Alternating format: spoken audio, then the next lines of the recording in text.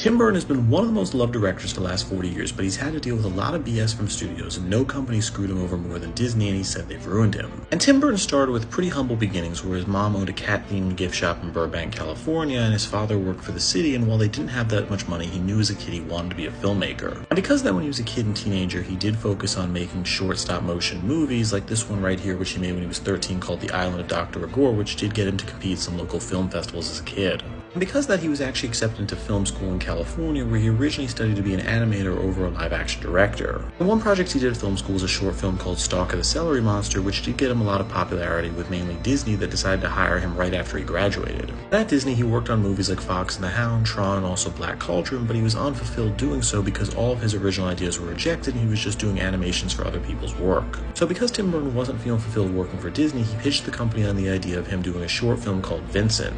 And the whole idea that Tim Burton had behind Vincent was he wanted Disney to focus on doing more of a gothic animation. He also wanted an excuse to work with Vincent Price to be the narrator of the project. Tim Burton was originally rejected by Disney until this guy right here, Rick Heinrichs, who was a producer for Disney, agreed to produce the project and got Disney to fund it for $60,000. And what they ended up creating was one of the most loved animated shorts of all time with Vincent 1982, which still to this day gets tons of views on YouTube and during the time was being seen in movie theaters and also on TV. Because of the success in 1983, Disney decided to hire Tim Burton to make a live-action, all-Asian reboot of Hansel and Gretel for the Disney Channel that would be 30 minutes long. Even though Tim Burton did deliver the special, it wasn't what Disney wanted, where Disney thought it was too graphic and too scary for kids, so because of that they only aired it one time on Disney Channel, and for years many people thought it never even existed. But still, despite that, Tim Burton was given another chance with Disney a year later and also $1 million budget to make a 30-minute movie called Frankenweenie, and he also cast Shelley Duvall in it. And that story was once again Tim Burton giving Disney exactly what he said he was going to give them, which was the story of a Frankenstein dog, but the problem was Disney said they were too creeped out by it.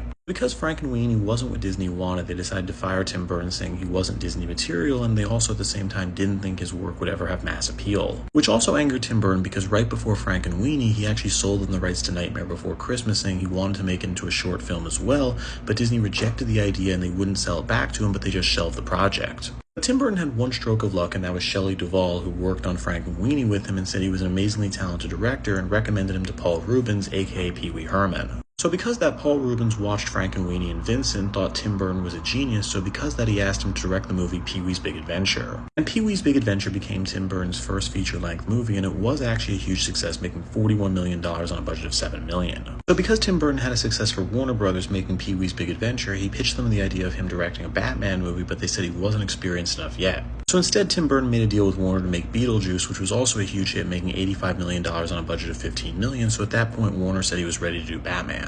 While many thought Tim Burton would fail, his Batman was a huge hit, making $412 million on a budget of $48 million. Then making things even better, a year after Batman, he did Edward Scissorhands with Johnny Depp, and also he made it with Fox, and that was a huge hit, making $86 million on a budget of $20 million. So because of all this success, Jeffrey Katzenberg, who at the time was the chairman of Disney, was wondering how stupid they were to fire Tim Burton. But at that point, Jeffrey Katzenberg realized that Disney still owned the rights to Nightmare Before Christmas, and they knew Tim Burton always wanted to make that into a movie. At the time, Disney thought they should be doing riskier projects because they just did Who Framed Roger Rabbit, which made 7 times its budget, and they were realizing there was a future in stuff that wasn't just Disney Princess. So they pitched Tim Burton on the idea of him directing Nightmare Before Christmas, but he said he couldn't do it because he was too busy making Batman 2, and it would be too long of a process to make a stop-motion movie again. Disney wasn't willing to wait for Tim Burton to finish Batman, so instead they decided to hire Henry Selick to be the director, who was Tim Burton's choice to replace him. And Disney kind of screwed over Henry Selick in the process because originally it was just supposed to be called A Nightmare Before Christmas, directed by Henry Selick. Because Disney knew Batman Returns would be coming out the same year and they wanted to ride on the success of Tim Burton, they decided to call the movie Tim Burton's Nightmare Before Christmas, and a lot of people forgot Henry Selick was actually the director.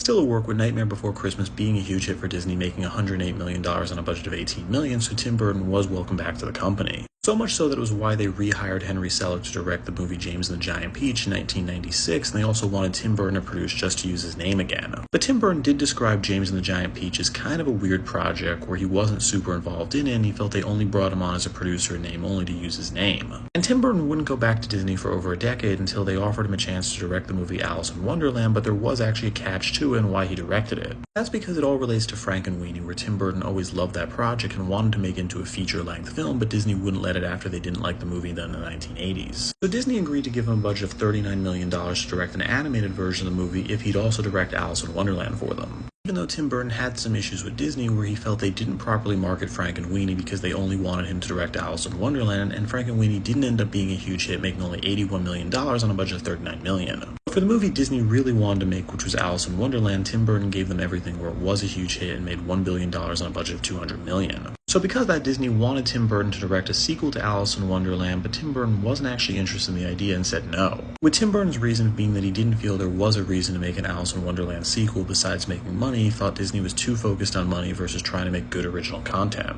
Still, Disney was able to convince Tim Burton to come back for another reboot, which was Dumbo, which Tim Burton said was the most soul-sucking experience of his life. With one example being that Tim Burton had to get rid of the crows from the original Dumbo as an order from Disney, even though he didn't really want to, not seeing them as offensive as Disney did. Another was Disney wanted Tim Burton to change the ending around so Dumbo returns to the wild and is part of the jungle versus staying with the circus like the original. And Tim Burton also had to deal with numerous executives at Disney that tried to focus on every little thing in Dumbo that they could change to give the movie a chance of having a sequel, a prequel, or a spin-off. And Dumbo ended up flopping where it only made $353 million on a budget of $170 million, meaning it lost money and also got bad reviews, with Tim Burton saying he hated it so much at the end of it he felt like he was Dumbo. So now Tim Burton's hit a point where he said he's just never going to work with Disney again, saying they lack all imagination for profits, and at the same time he feels like they've ruined a lot of big projects he was passionate about. And with that, I'm Charles Peralta. Please subscribe if you learned something.